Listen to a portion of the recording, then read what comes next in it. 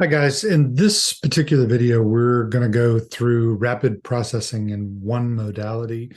There are a lot of different modalities, meaning that there are a lot of ways. I mean, the human, abstract thinking, it has so many different imaginative ways for us to work with the triad of change, which would be focus, language, and structure. Focus, language, structure. In that triad of change, if we're stuck in one of those, if we bring movement to the other two, we will get movement in that one.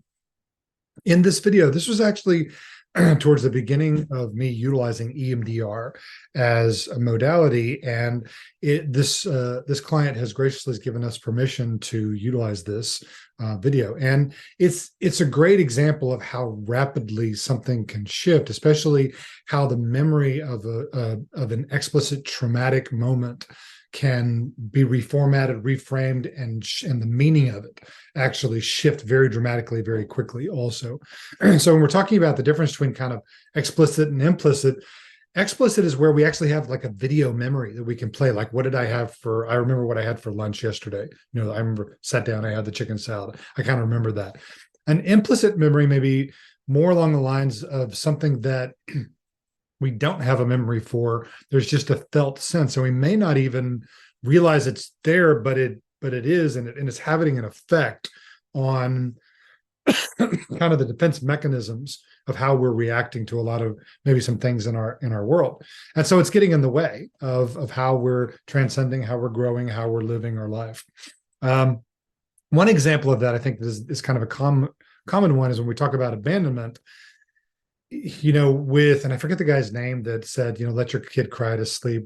This guy's one of my personal enemies in this world, from the aspect that pre-hippocampal volume, like before the age of 2, where the child didn't have memory really developed, but they were left in the crib alone, where they had to figure out how to cope themselves. And often there's this feeling of abandonment that's a felt sense that's pre-language. So there's not going to be an explicit memory with it. There's going to be an implicit aspect of abandonment that's going to play out in a lot of other scenarios, because that's an upregulation of a trauma cycle that hasn't completed, and it's still felt in the neural system, but there's not a specific memory to work on. So when we're working with that, we want to be able to work with the concept of abandonment.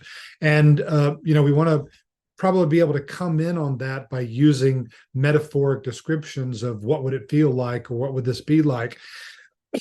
And we're doing assessments for, is the client disassociated? Or do they have access to a felt sense of their body sometimes? Because we're going to need to be able to process that client two completely different ways. With disassociation, we've really got to bring a lot more safety, a lot more resource. Whereas if the client can get in touch with their felt sense, then their ability to come in and out of that, or to be with it, it's going to be enhanced, and it's going to be different than somebody that's gone into dissociation as a safety coping mechanism. So that dissociation is all about safety. So no matter what type of trauma we're doing, we do have these different phases of rapport, safety, resources, coping mechanisms kind of up front, where we're giving the client tools and we're encouraging them to be in control at all times. And a part of what it is that we're doing is we're showing people how to go into the depth of things that are fixed and break it up in such a way that we can move through these different stages, the explosion, the experimentation, investigation, the integration, and then the transcendence. So these are kind of the cycles of life. Also, we can look at a seed and how it goes into the ground, and it's got all this pressure on it until at some point there's an explosion. There's something that shifts something, and now we have to figure out what we're going to do with that. Well, I'm going to experiment. Where's the light? Where's the water? Where's the whatever? At some point, until there's an integration of that, and then there's a transcendence. There's a growth that's occurring, where there's kind of there's a new being. There's something new that's actually been created here. And so that's the process of healing. Also, we have to be with something. We have to go into the suffering in a particular way, so that we can bring enough energy, enough information to it, that we can move into polarity. We can move into a kind of natural, organic explosion into the kind of the seasons of transformation. There's a movement there. We have to bring enough energy to it. We have to bring enough awareness, enough acceptance, enough awareness, acknowledgement, and acceptance to it. So that's kind of our journey. And we can go over each of those little stages of consciousness and that whole aspect of some of the other training. With this video right here, this client is a female and she is a veteran. She did have some action in the Middle East. She had spent some time as a child in Fiji, and she comes from a certain cultural background as well. So there's things that play on with that. And she has PTSD from a specific childhood memory. There was actually other things there as well, but there's also things that happened, in wartime that occurred, and they kind of play out on each other in some unique ways. What we end up working on is really more of this childhood memory. And this client's very intelligent, and she's had a kind of a history of practicing presence already with TM, Transcendental Meditation. It's a mantra meditation. She's experienced energy work in very specific ways, but she's not gotten clear of this particular trauma and the meaning of it as well. And her meditations have not connected her to God, which is an interesting aspect for people that, for her specifically, that have been involved with TM.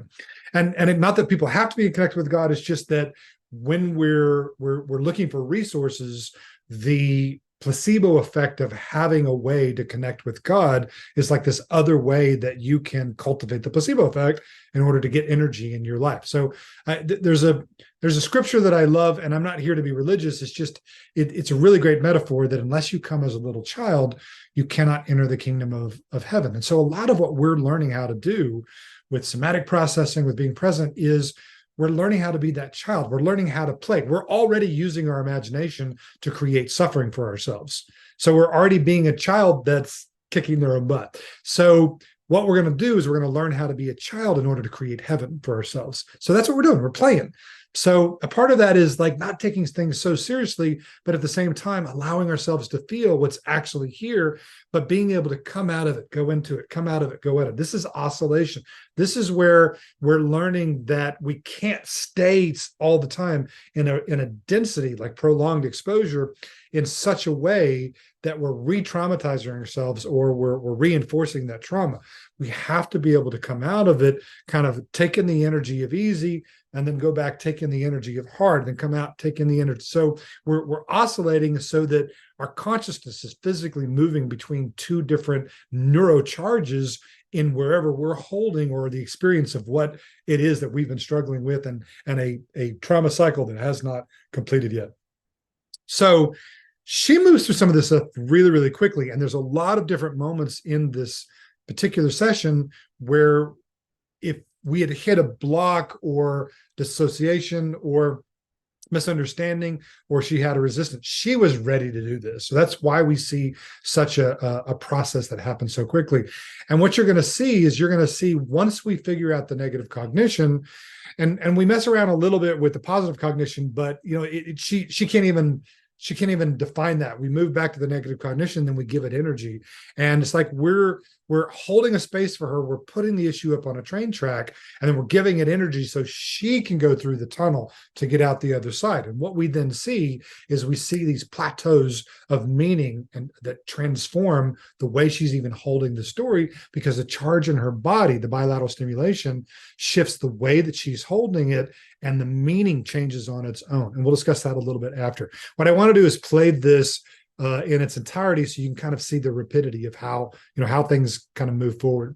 You'll see some interesting things also. You'll see me kind of playing with my ear at one point. In body language, CIA, different things, you'll see where somebody's holding their ear, their nose, or their ear. That actually indicates somebody that's lying, of all things. But when you'll also see is, you'll see it when somebody doesn't know what's going to happen. And you'll see it whenever I'm doing kind of mindful inquiry, because I'm doing detective work and I really care about how they're going to interpret and perceive and things like that. And so I'll have a little self-soothing of myself while I'm listening and trying to catch whatever's going on with this particular client. So that's kind of fascinating and a little bit funny also. Just watch the process, watch what she struggles with, and then watch how it moves through as well. And we'll talk after that. Let me do a little screen share here. Make sure that we hit the sound share, optimize. Oh, snap. I don't actually have this particular video loaded. So let me do that.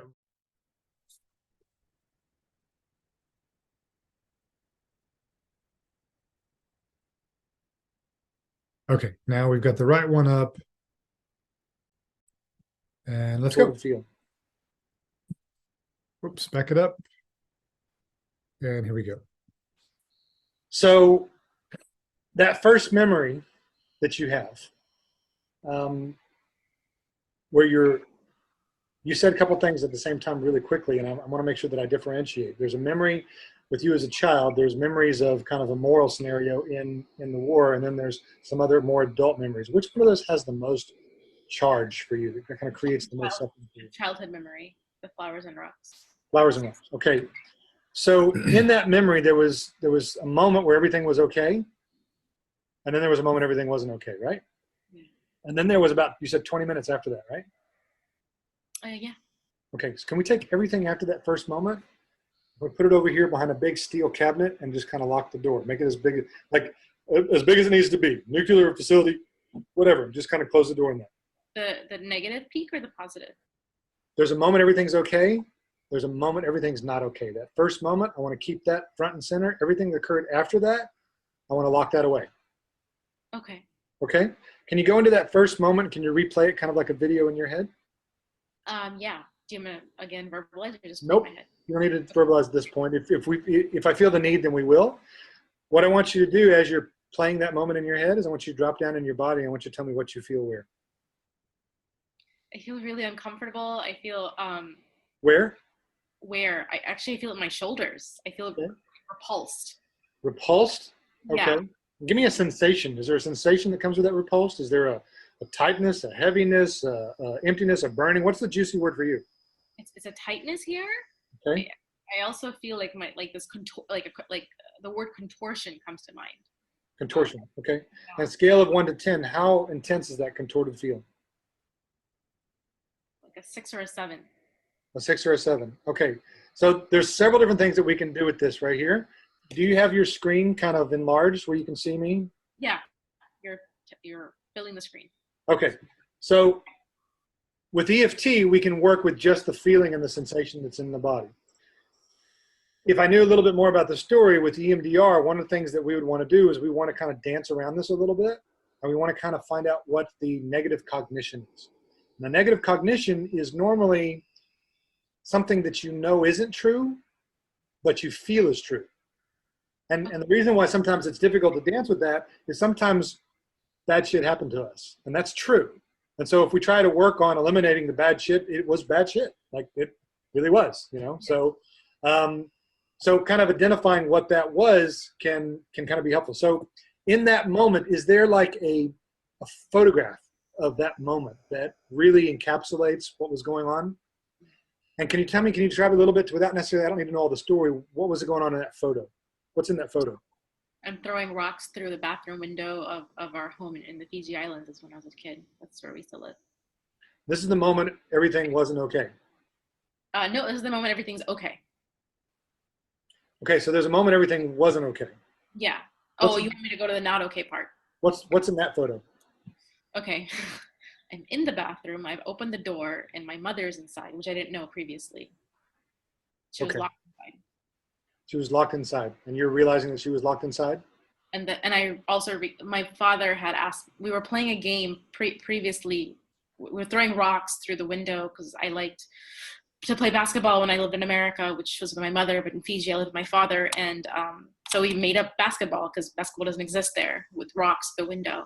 And then, after we're done playing, we went inside to retrieve the rocks. And that's when I realized that my father had locked my mother inside the bathroom and were actually, in fact, hurting her with these rocks intentionally. So you see her face and you see her expression on her face? Yeah. Well, I don't see her face because she's sitting on the ground, but she's like curled in the fetal and she's crying and she's also naked. Okay.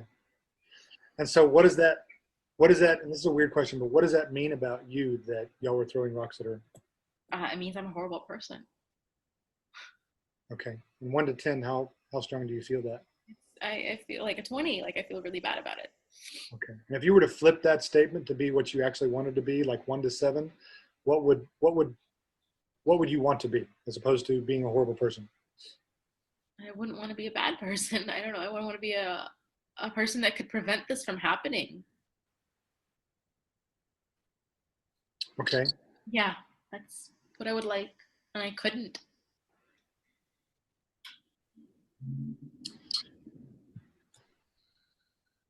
So what's the opposite of being a horrible person? Being a good person? Okay. And so from 1 to 7, when you look at that memory, with 7 being I am a good person, how far away from 7 are you? Pretty far. 1, 2?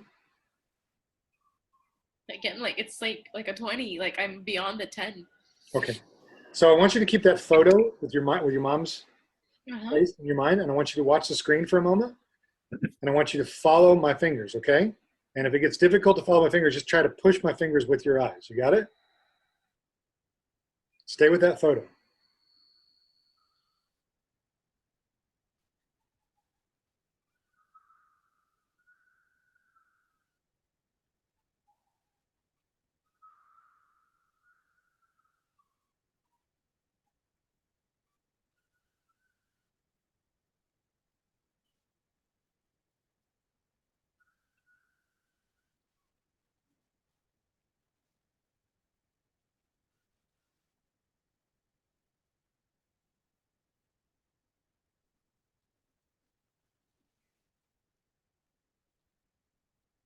Okay, take a deep breath.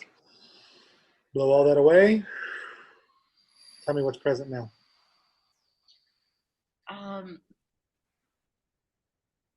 I don't feel like I'm a horrible person. Okay. I feel like my mother and my father are both horrible people, and the world is horrible. Stay with that.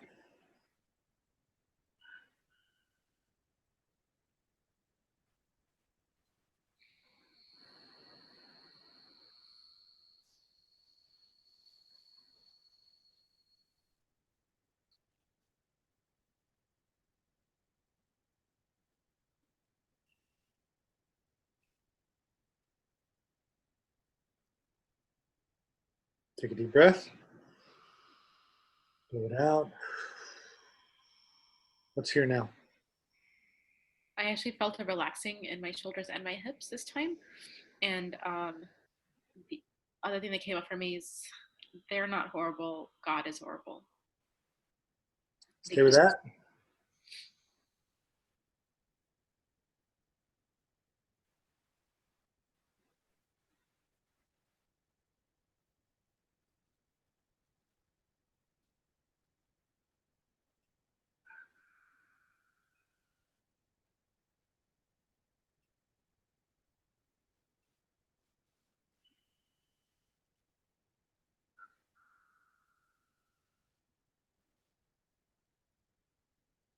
Deep breath.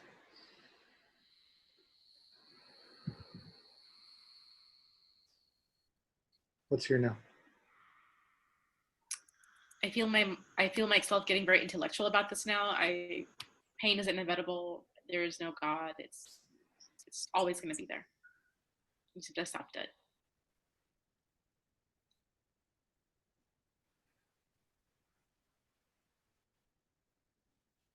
Just have to what?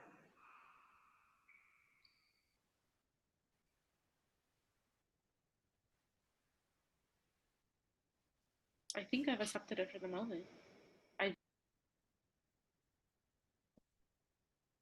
Okay, so there is a lot that's still there, obviously, and there was a lot that came before that, and there's quite a bit that was unpacked after that. And part of that, eventually, there were some conversations about her connection to the divine. But in in this particular example, you can see that kind of at the beginning, I'm trying to decide what modality, and of course, somebody that just specializes in EMDR, they're probably not going to be weighing, which way they could go with the particular modality, because EFT has a similar setup, not exactly, but we just work with it in a different way, and that's where we use acupressure to kind of interrupt where a thought is creating a felt sense in the body. Let me pause just for 1 second here. Okay, sorry, I had to go around and turn the power on. The machine was about to go out of battery juice.